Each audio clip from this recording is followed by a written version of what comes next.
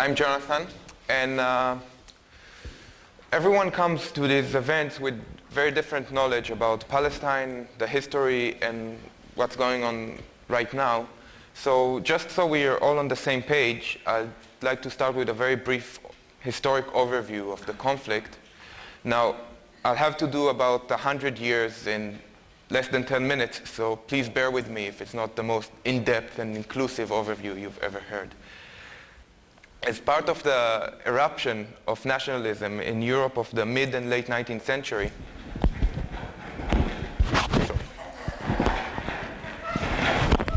this would be better. Okay. As part of the eruption of nationalism of the mid and late 19th century in Europe, Jewish national movement, Zionism, started developing as well. Beginning largely as a response to rampant anti-Semitism, Zionism mostly sought to solve the Jewish problem by colonialist means. Being mostly secular movement at the beginning, Zionism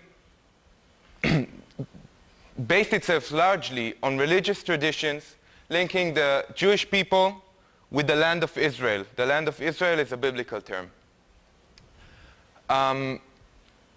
Zionists mostly saw Palestine as a land without a people for a people without a land. Now, of course, there were people living in Palestine at the time. Palestine, Asham, however you would like to call it.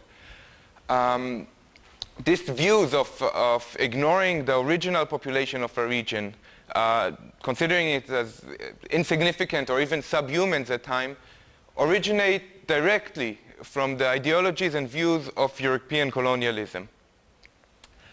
The Arab population of Palestine, who was at the time at the first stages of forming their own national and anti-colonial identities, first under the Turkish Ottoman rule and then under the British Mandate, mostly saw Zionism as another foreign attempt to gain control over their lands.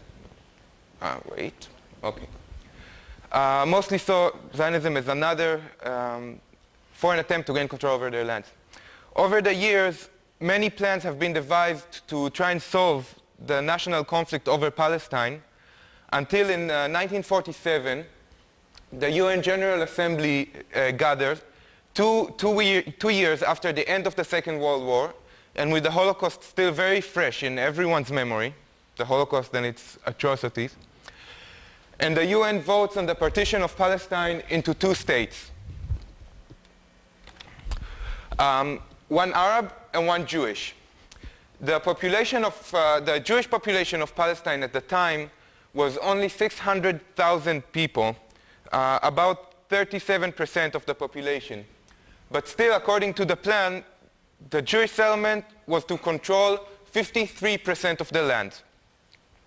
Also, according to the plan, almost half of the Palestinian population resided in areas that were to be under Jewish control, under Israel. The Arab leadership, who once more saw one colonial ruler replaced by another one, completely rejected the plan. The Jewish leadership officially accepted it, though documents revealed today from Zionist archives teach us that there was never any real intent within the Jewish leadership to stick to the partition's borders. We can also learn that from the stepping up of an ethnic cleansing campaign that the Jewish settlement was waging at the days and became more intense after the acceptance of the partition. The best example to that may be the massacre in Deir Yassin, where in April 1948, a right-wing militia, a right-wing Jewish militia, entered the village of Deir Yassin in the outskirts of Jerusalem and basically massacred whoever they could put their hands on, men, women, and children. Following the continuation of this ethnic cleansing campaign, and after the State of Israel declared independence, a war breaks out in May 1948 when the countries surrounding Palestine, 5 countries surrounding Palestine, attack Israel, the newly formed Israel. The war ends with the 1949 armistice, largely expanding the territories now controlled by Israel to encompass 78% of historic Palestine. The war with its horrible massacres and expulsions also create between 600,000 to 760,000 Palestinian refugees, mostly in Jordan, Syria, and Lebanon. The Palestinians who were left under Israeli control were put under a very harsh military rule that basically managed all walks of their lives, and this military rule lasted until 1966. That's almost 20 years.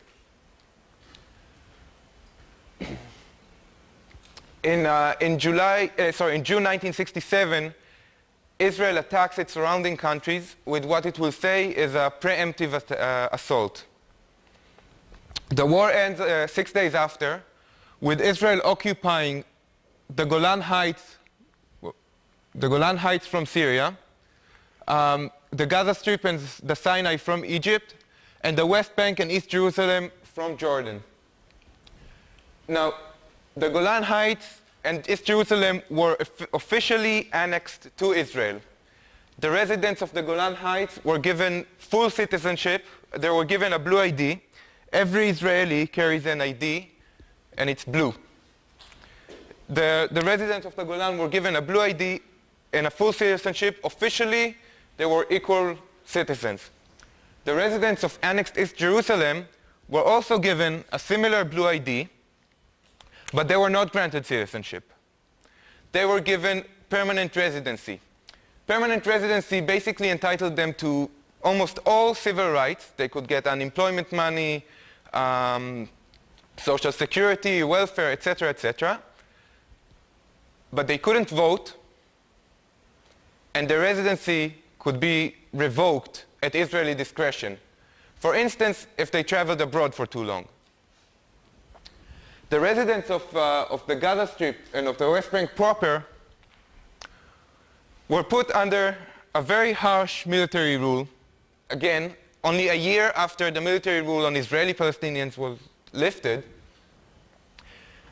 and all aspects of their lives were ran by the Israeli civil administration, which is the civilian face of the Israeli military in the occupied territories. They were given absolutely no civil rights whatsoever.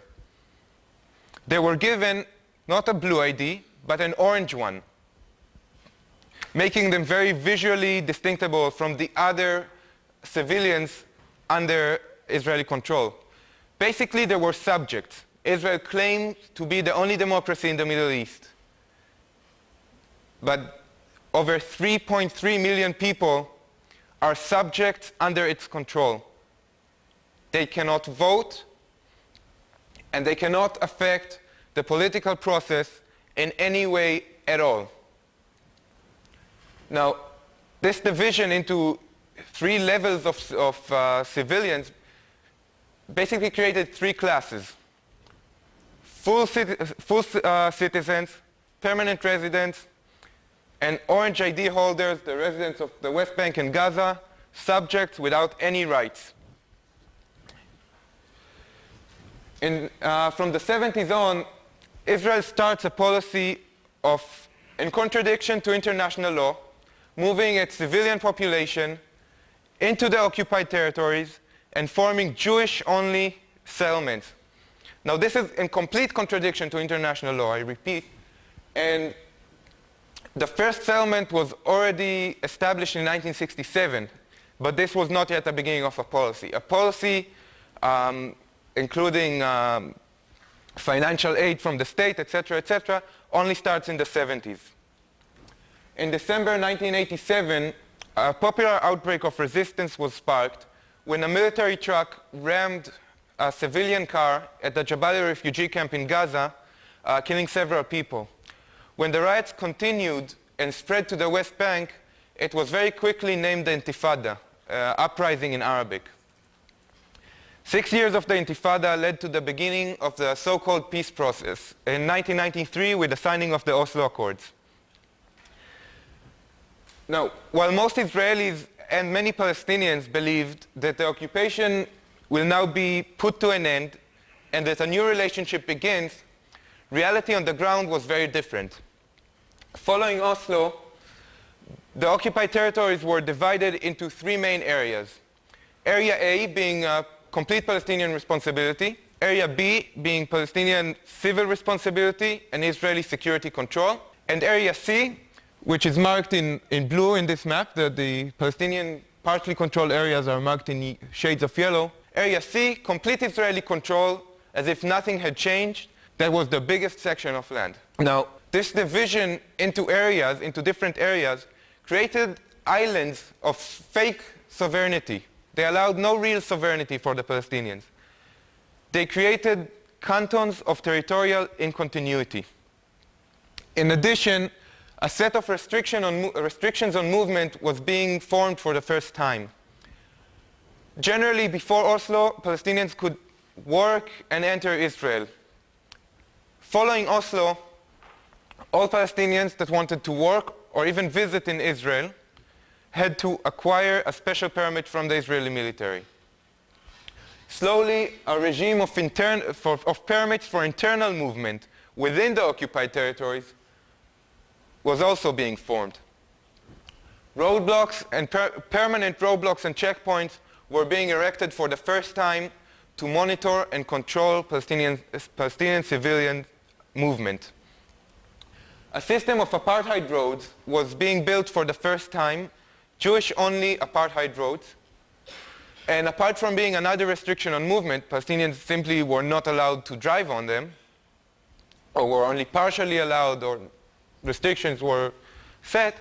They served as physical barriers between these different islands of fake sovereignty.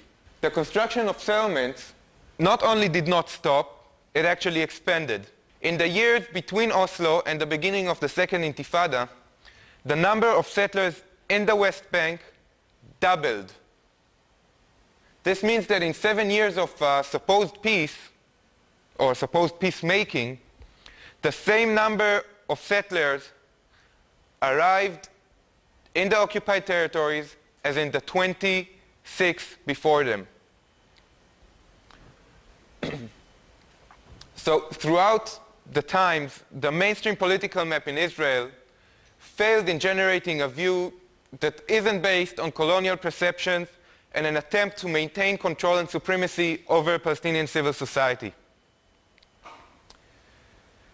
Disappointment from the peace process turned into, hope from the peace process turned into disappointment from this situation, together with what seemed to be a dead end in negotiation after the collapse of the Camp David summit in Washington, led to the beginning of the Second Intifada in October 2000. Now, the Second Intifada is what most people know, especially in the West, as the horrible Palestinian violence towards Israeli civilians. And there was indeed horrible violence towards Israeli civilians. Over 1,000 Israelis had died in the last 5 years. But what people do not know is that two things: that in the last 5 years, over 3,000, over almost 4,000 Palestinian civilians were killed by the Israeli army. That's more than triple. And second of all, and maybe more importantly, that the Second Intifada started very similarly to the First Intifada. It started very similarly as a civilian uprising, as an unarmed civilian uprising in its vast majority.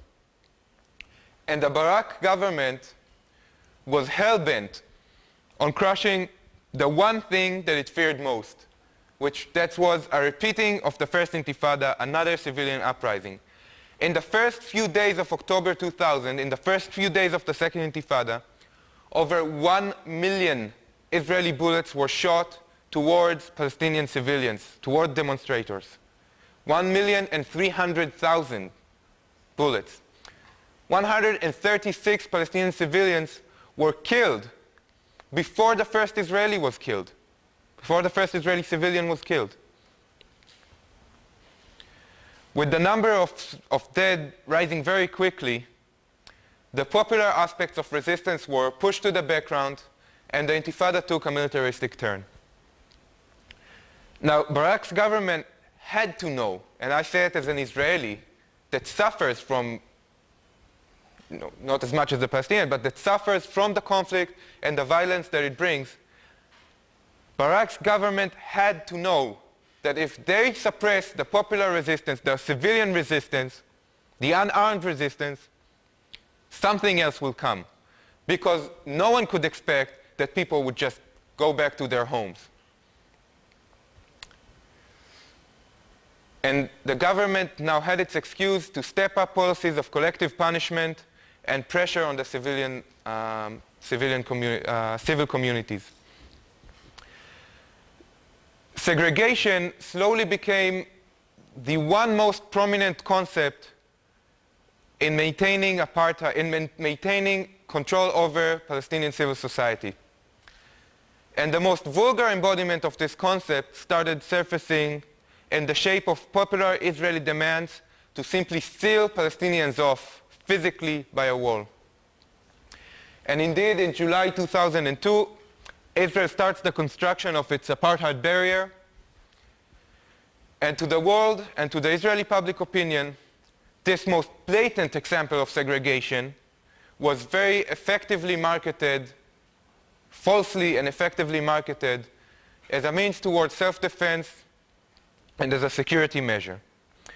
Now, there are so many euphemisms around this barrier that I think the first thing to do is to try and understand what it is physically. Israel tries and market the notion that good fences build good neighbors, that this is just a means of calming the situation down. It's just a means of security. A fence doesn't sound like something so destructive with such harsh implications on civil society. Sounds like something you'd have between your yard and your neighbor's yard. In trying to counter this notion, we mostly refer to it as a wall, or as the apartheid wall, for two main reasons. First of all, in 5% of the barrier, it is indeed a 25 feet tall concrete wall that's 3 times as tall as the Berlin Wall.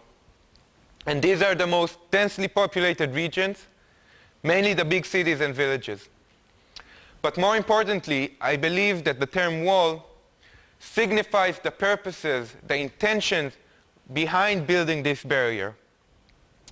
In reality, the barrier is a set of obstacles varying in width between 60 to 100 meters. That's almost 300 feet. The route of the barrier is built almost in its entirety inside the occupied territories on Palestinian land, most of it private land. 80% of the barrier are built on Palestinian private land. This route of the wall, this conduct of Israel, was ruled illegal by the International Court of Justice in The Hague in 2004. The ICJ is the highest legal authority in the world regarding international law. Very clearly. And the ICJ had ruled two important things, in my opinion. First of all, that if Israel truly wished to defend itself as it claims, it had the right to build a barrier, according to international law. It had the obligation to defend its civilian population, but from its own internationally recognized borders, not from within occupied territories, not on Palestinian land. Second of all, the court decided that the court advised that the wall must be immediately dismantled and that all Palestinians who were affected by it should be immediately compensated. Now we know if you follow international news even a tiny bit, you know what Israel did with this decision. They stepped up the construction. The intrusiveness of the path leaves almost 10% of the West Bank on the Israeli side of the barrier. Now, these areas between the wall marked in red and the international recognized border marked in yellow, marked in green, Israel doesn't refer to them as part of the West Bank anymore. They have a new term for it. They're called the Seam Zone, S-E-A-M. This is Palestinian land, but it's not part of the West Bank anymore. It's a seam zone. Now, this seam zone was declared a permanent closed military zone, meaning anyone who wishes to enter these areas must obtain a special permit from the Israeli army. It doesn't matter if they're farmers who own lands in the seam zones. It doesn't matter if they're medical personnel. It doesn't matter if they're a teacher. They must obtain a permit. It doesn't matter if they live between the Green Line and the wall. People who live between the Green Line and the wall must obtain a residency permit from an occupying military force to reside in their own homes. The military has the option to deny them the option to reside in their own home. There are over 30,000 people in 21 communities that are caged between the Green Line and the wall. They're forbidden from entering Israel without a permit, and almost none of them can obtain a permit. And they're physically restricted from accessing the rest of the West Bank, on which all aspects of their lives depend on, physically by the wall. Now, of course, this order, this closed military zone order, does not apply to Israelis, and also does not apply to whoever could be Israeli, meaning mostly Jews, and at sometimes even tourists. So basically, this order only applies to Palestinians. And there are almost 500,000 Palestinians who are directly affected by the route of the wall. All in all, what was very effectively marketed as a security barrier, which any reason would have had it as short as possible and as straight as possible, because that's easy to defend and you don't need to be a military person to know that, snakes in and out of the West Bank at times to a depth of 23 kilometers, that's almost 15 miles, I think. That's almost half of the depth of the West Bank, and is at a total length of 385 miles. That's double the length of the internationally recognized borders, which would be the shortest route possible if Israel truly wished to defend itself. Tens of thousands of Palestinians are separated from their communities, from their civilian and economic centers. Now, you have to understand that Palestinian economy is almost in its entirety a small-time agricultural economy. It is completely dependent on the ability of villagers to access the main cities. If we take the example of Qalqilia, Qalqilia is surrounded by the wall from 4 sides, completely caged in by the wall. All access in and out of Qalqilia is monitored by an Israeli checkpoint. Qalqilia can be closed at Israeli discretion. It was closed many times in the past. According to the Palestinian Authority, 10,000 of Qalqilia's residents, which was one of the richest cities in the richest city in the West Bank, had left Qalqilia a year after the construction was complete. Now, these are only people who were officially registered in Qalqilia and then officially registered somewhere else. Real numbers are estimated to be much higher. It is estimated that a third of Qalqilia's population was forced to migrate somewhere else to date. Also, if we look at unemployment in Qalqilia, unemployment rates had leaped from the very high percentage to begin with of 13% unemployment to an unimaginable rate of over 80% unemployment, 80. Now, I don't think that anyone could imagine running a city with 80% unemployment. And the wall is very effectively not a tool for security, but a tool to ensure ethnic cleansing, to drive the civilian population of certain regions away, deeper into the West Bank, deeper into the cantons. So the route of the wall is obviously not security driven. And I'll try and count the 5 reasons which I think are the main reasons behind the construction of the wall in this specific path.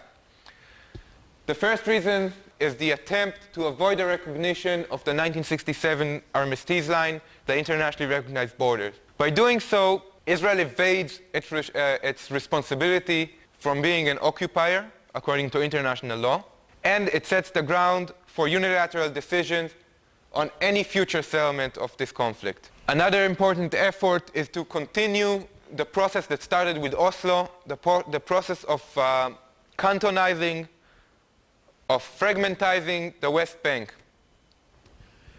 Originally, another segment of the wall was planned along the Jordan Valley here. But this was so politically controversial, even the Bush administration rejected it, that it didn't even reach later stages of planning. But for the cantonization of Palestine, of the West Bank, it wasn't really needed. Because as marked in blue in this map, this whole region, the Jordan Valley, is completely controlled by Israeli settlements and settlement blocks. Palestinian movement within these areas is limited. It is an almost complete halt. The trajectory of the wall, together with the settlement blocks south of Nablus and north of Ramallah, very effectively divide the West Bank into 5 cantons. The northern one of Tulkarem, Jenin, and Nablus is severed off from the rest of the West Bank by the finger here in Ariel and the block of settlements in the Jordan Valley and the settlement blocks here north of Ramallah. It creates the central canton of Ramallah and Salfit. The wall here in Ma'ale Adumim is planned with one reason: to separate Jericho and East Jerusalem from the rest of the West Bank, making them islands of solitude, if you wish. And it creates the southern enclave of Bethlehem and Hebron. Especially in the north, the wall was amazingly planned according to the availability of water resources. In the north, under this area, lies the Western Mountain Aquifer, which is the richest source of underground water in the entire region, in Israel and in the occupied territories. Now, according to the Palestinian Authority, 25% of the Western Mountain Aquifer is effectively annexed by the wall, by the first phase of the wall. You have to understand that water, or the lack of water, had been a driving force for the continuation of the occupation of the West Bank ever since it began in 1967. Palestinians are very harshly restricted from drilling new wells and from deepening existing ones.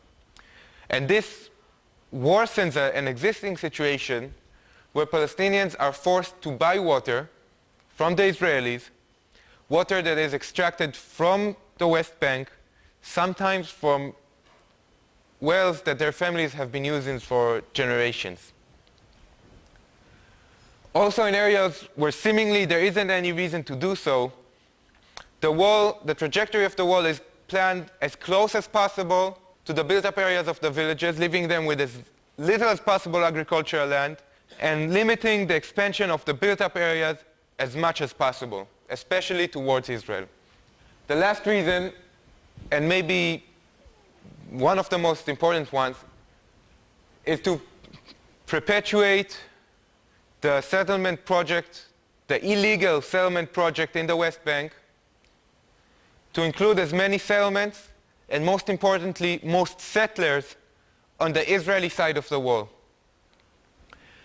In the last year, mostly under the smokescreen of the disengagement that was hailed as the greatest step towards peace Israel had ever taken, many new settlements and industrial zones are being built west of the wall, on the Israeli side of the wall, and old ones are being expanded. Now, I'd like to linger for a second on the disengagement, because it occupies so much of the political discourse recently. Sharon is now hailed everywhere as a man who underwent great transformation, as a great man of peace. But the disengagement had one purpose alone: to put the peace process in formaldehyde to suspend international pressure on Israel. The people in Gaza are still under occupation. They don't see the tanks, but they're still under occupation. They have no control over their borders. Their seaport is closed, is kept closed. They're not allowed to open their airport. The movement of goods in and out of Gaza is completely controlled by Israel, completely monitored by Israel, and the passages are closed when Israel decides that they should be closed. There isn't even access from Gaza to the West Bank, let alone unmonitored access. In the whole disengagement, 19 square miles were given back to the Palestinians, the settlements in Gaza. According to the British Guardian, in July alone, 23 square miles were confiscated from Palestinians in the West Bank. Now, this is a process that didn't start in July and did not end in July, and it's not going to end anytime soon.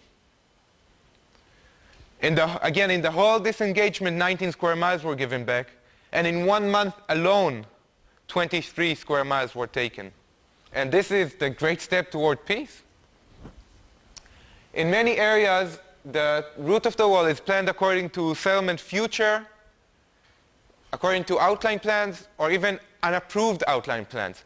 This map illustrates very well. The red is the trajectory of the wall, and you can see how it's planned according to the built-up area of a settlement, an outline plan, and even unapproved outline plans. And I think that this oppressive way that the wall is being built, the immense implications it has on Palestinian civil society, is the only good explanation to why mobilization for unarmed popular struggle was successful in the last 3 years, even under the extreme conditions of oppression during this intifada, over almost 400,000 killed, 1 million bullets in a few days, etc., etc., and also in places where it failed before in the last 5 years. But maybe Ayed could speak about that better than I could. Good evening, ladies and gentlemen. I am Ayed Morrar, Palestinian from a small village named Mudros in Ramallah region, the West Bank. Briefly, as everybody knows, the Palestinian people are under the Israeli occupation since a long time ago. Under the occupation, every side in our life is destroying. As a nation, they are destroying our economy, they are destroying our culture, our education, our democracy, our sport, our art, everything they are destroying. As a person, no one feels safely under the occupation. If you are going to your university, if you are going to your hospital, if you are going to your job, to meet a friend here or there, terribles waiting for you, appear to you from any corner at any time to punish you. Sometimes you come back after a few hours, sometimes after a few days, other times maybe after weeks, months, and maybe you will never come back to your home. 700 checkpoints and roadblocks all around the West Bank. So small area, it's not equal to half, or maybe less than half from one state in the United States, full of the checkpoints. At least, personally, for my experience, when I want to go to my job in Ramallah, 30 kilometers away, I have to pass through 2 checkpoints, one interior and another a flight checkpoint. Forbidden for you to smile in the face of the soldier. Forbidden for you to feel angry. Forbidden for you to look in his eyes. forbidden for you to ignore him. Just keep down. Their slogan, keep them down, keep them down. Pressure everywhere, every day, killing day and night. We will not surprise if I meet one friend in one time and ask him about another friend from another region. I will not surprise if he told me that he killed since 1 week or 1 month before. This is our normal life. Building the settlements on our land, destroying our land, uprooting our trees, especially the olive trees, demolishing our homes, all those crimes upon the Palestinian people. Recently, the last ring in the occupation chain, the wall. The wall, we think that the wall, he affects the Palestinian people in many levels. First one, they want to stop or to cut our children food. Because to uproot the olive trees from the villagers, from the village land, it means much. The olive trees in our people, in our education, we are connected very hardly, very strongly to olive tree. I know that Spain contains the most olive trees, or the biggest country have olive trees, Spain. But I'm not sure how the Spanish people look toward the olive tree. But as a Palestinian people, all of us believing that this olive tree is a holy tree. It's mentioned in the Quran, the holy book for the Muslims. It mentions in the Bible, the holy book of Christian. It mentioned in the Torah, the holy book of the Jews. And everyone knows that the olive branch is a symbol of the peace.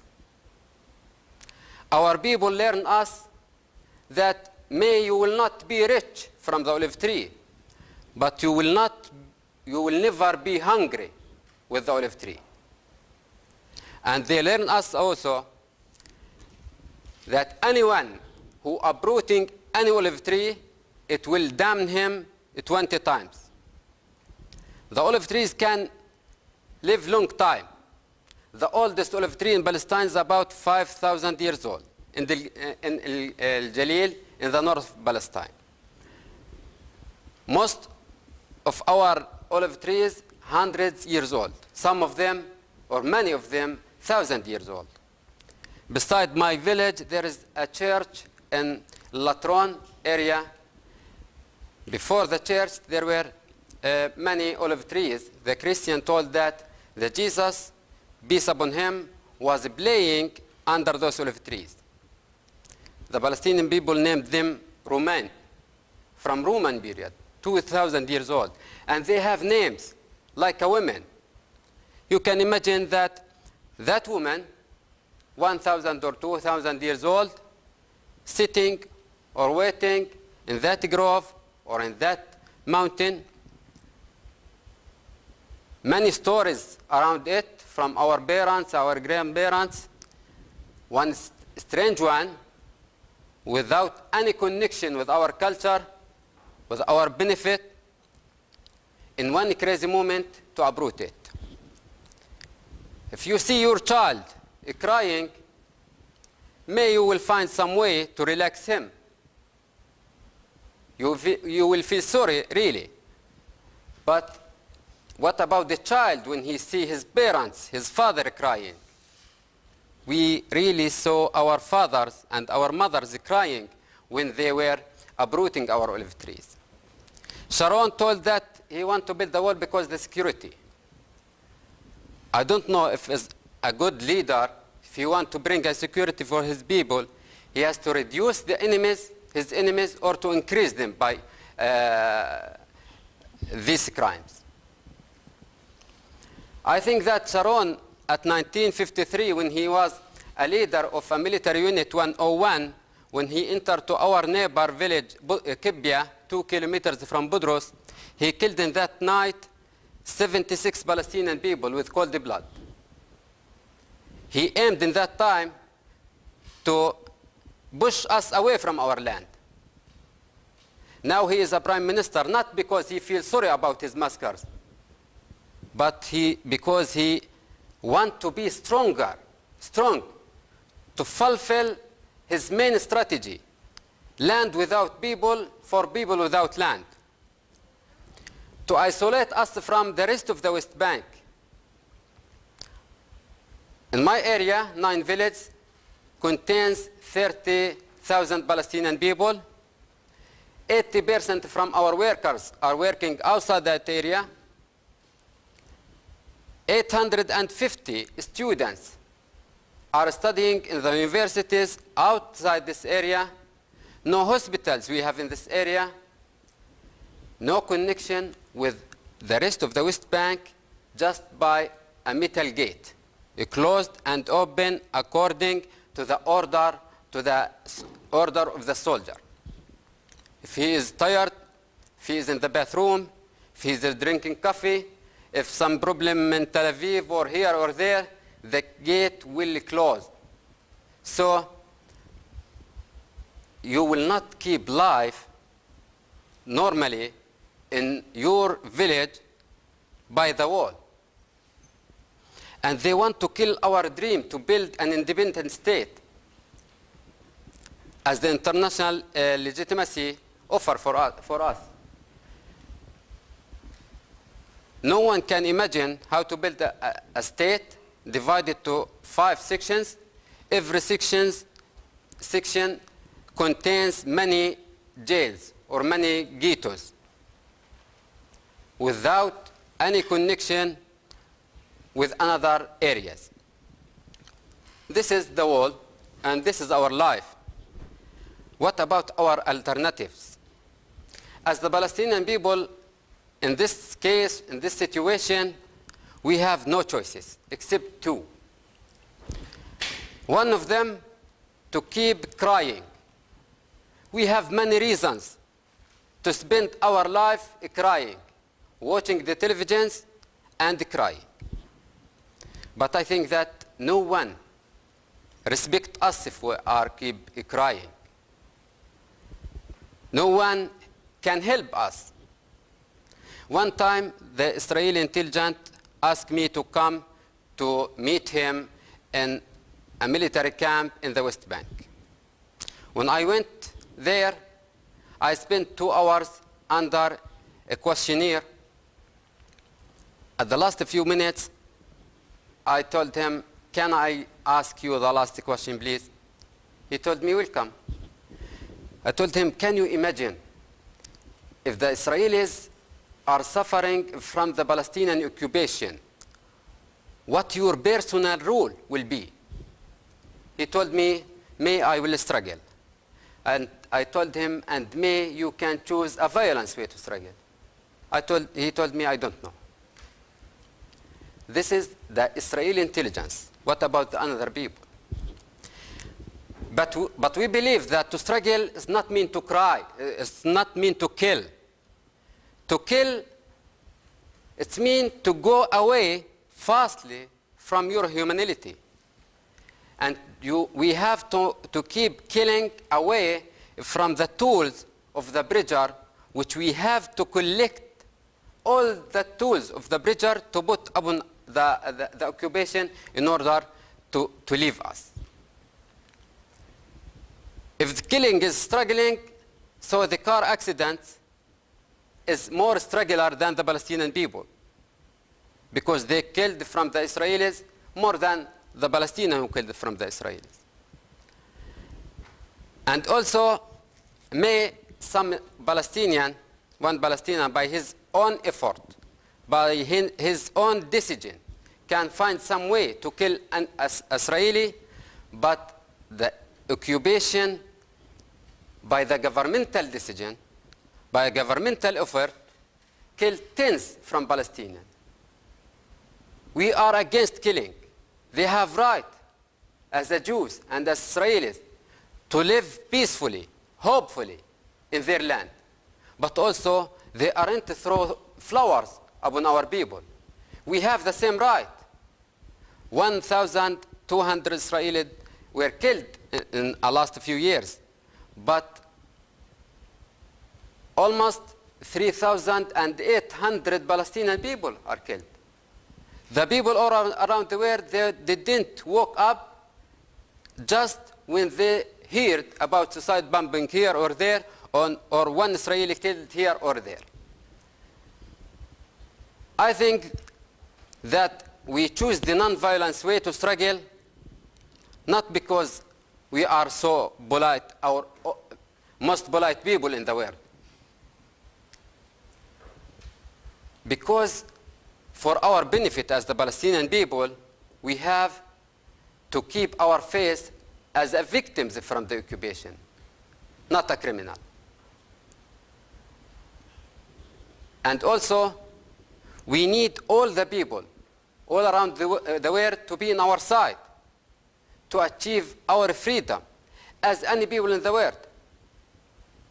When in the first day I came here in the United States, in New York, I went there and visited a Statue of Liberty.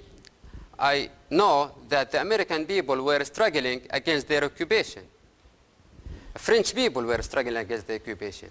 Indian people, all the people who suffered from the occupation, they have the right to struggle. And we didn't come here to beg our right to struggle or not to struggle. We have to struggle. And also we didn't choose the non-violence way because we are afraid from the price of our freedom. We have to be able to pay the price of our freedom. Our peace through our peace activities, we pay the same price. They don't want anyone to move or to tell them no by peaceful activities or not. Killing waiting for you. For example, in Budros, we initiate the popular committees to resist the occupation non-violently, even if we didn't create the non-violence way, because the Palestinian people used to struggle non-violently since 1929. The first intifada, all of it was non-violently. 2,000 Palestinian people were killed in that intifada. Almost 50 Israeli soldiers killed in that intifada. After one demonstration, or in the first demonstration, they tried to put in our minds that you have no hope to achieve anything. The commander, Israeli commander, told me, Ayed, what you are doing here? Are you crazy? We built 170 kilometers from the wall. No one move anything. By your small village, you can change the wall. I told him, this is not our destiny. This is a bad decision from bad government, and we have another decision. We will see. He told me, believe me, I want to advise you. Believe me, if by your losing 2 martyrs you will succeed, I will encourage you. But believe me, if you lose 60 martyrs, we will not change our plan even 1 centimeter. This is the Israeli governmental decision. They try to put in our mind that Israeli governmental decisions like super decisions, super people. No one can, it's a miracle to do anything. After 55 demonstrations, we managed to collect all the Palestinian people. The children were with us. Because of that also, we choose the non-violence way. We need the children. We need the women. We need the old people to be strugglers. Why to keep looking to the television and crying? My small daughter, I was in the jail for 6 years. And one time she came to visit me. And she asked me, Dad, I want to ask you one question. I told her, welcome. She told me, I believe that Prophet Muhammad, when he didn't know something, he was asking the God about this thing. I told her yes. He told me, may he will lose to ask him, he forget to ask him some other questions. I told her, why you are, what do you mean? She told me, till when the victim must be the victim.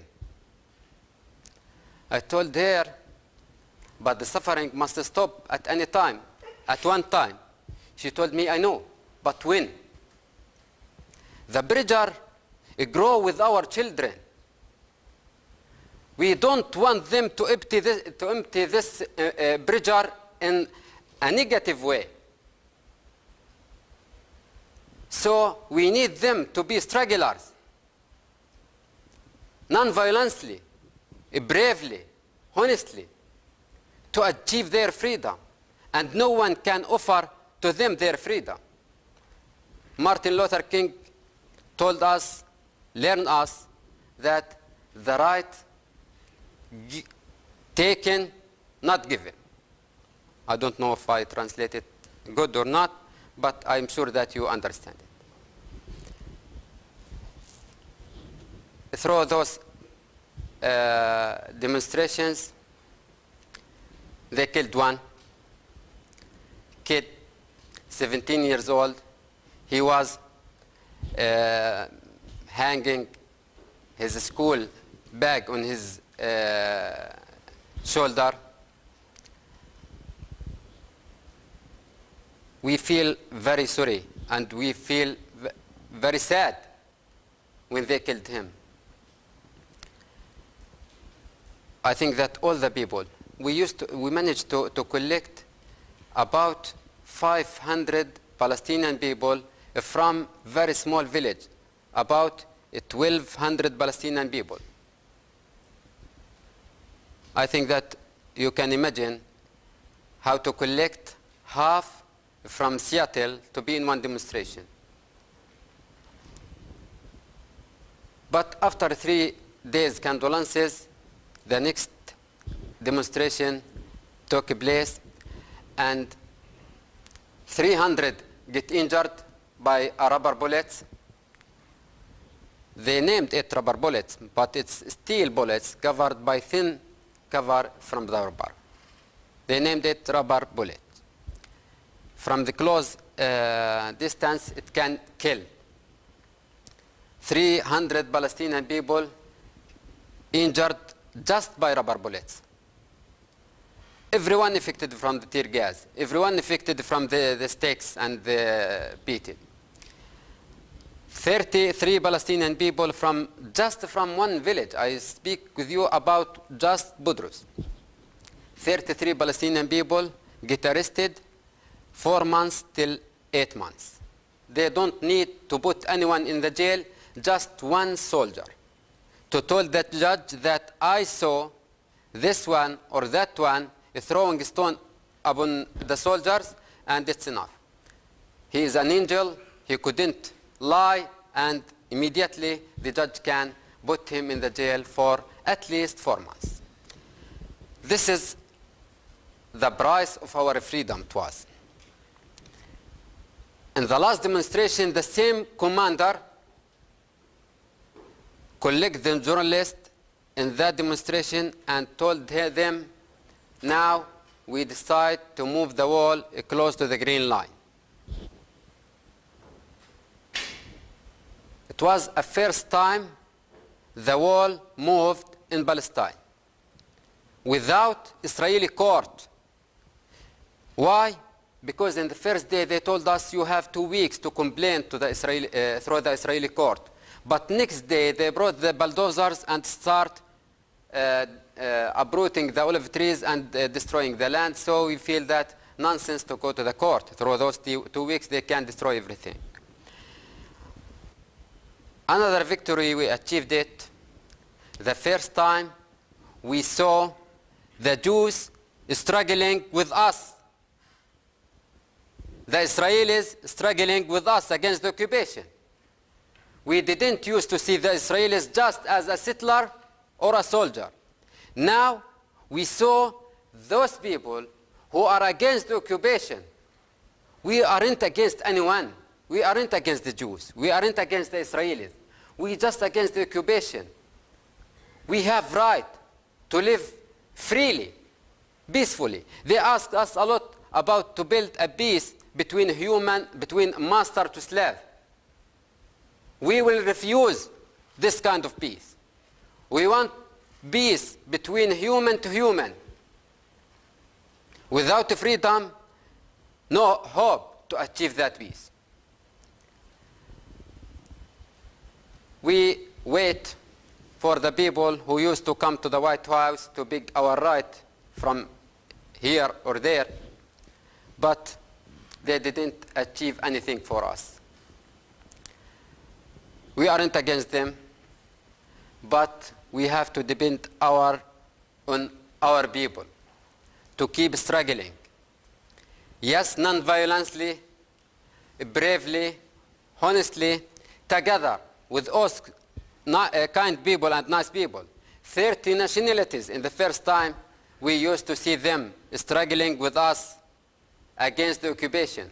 American people were in our demonstrations. French people were, Spanish people, South Africa, 30 nations were struggling, and now we feel that we have a hope to achieve something from the non-violence. After one demonstration, someone called me and told me, I am American consular speaking with you from Jerusalem. I am not sure if he was really a consular or not, but he at least told me that I am American consular speaking with you from Jerusalem. I appreciate your way to struggle non-violently, but you have to call your leaders in the Palestinian Authority and to persuade them to choose the same way. After that, I will call them and give them a new sunrise. I told him, excuse me, but where you were in the first Intifada? Now you woke up? Where you were from 1967 till 1987? We were keep silence. The occupation expanded, fixed more and more, the settlements expanded more and more, our people suffering more and more. We couldn't wait till the end of our life. We have to struggle honestly, bravely, non-violently, hand by hand with all of you, with the Israeli people, toward the freedom and toward peace, a real peace. Thank you very much.